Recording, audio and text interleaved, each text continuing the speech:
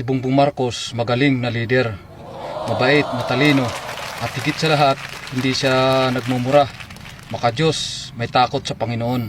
At higit sa lahat, marami siyang nagawa sa Pilipinas. Ngayon, kung totoo yung sinasabi nyo na ninakawan kayo ni Bongbong Marcos, bakit hindi kayo magdemanda? Okay, makinig ka. Ay, hindi mo na naman kasi alam tong sinasabi mo.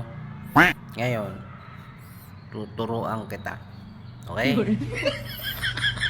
Sabi mo, takot sa Panginoon Diyos at may galang. Thank you doon. Oh, Thank you wow. doon. Wala akong komento doon.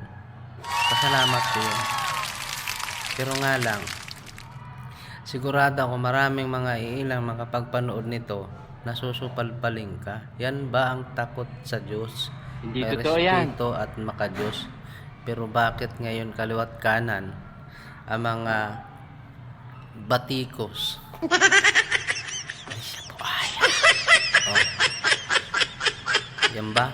Yan ba ang gusto nyo? Makadiyos pero waya. Oh. Tapos ngayon sabihin mo pa, kung may reklamo kami, bakit hindi kami magdidemanda? Okay ka lang ba? Ha? Alam mo ba ang sinasabi mo? Ha? Alam mo ba yan yung mga high-ranking official? Yan sinasabi mo? Tapos ngayon magdidemanda kami? Utusan mo kami? Tingin mo yung demanda namin uubra?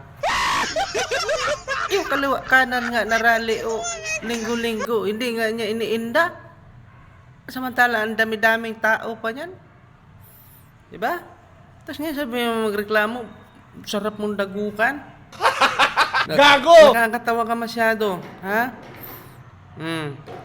Bantay ka. Pagkatapos ng term niyan, katulad ng ginawa nila kay Tatay Digong.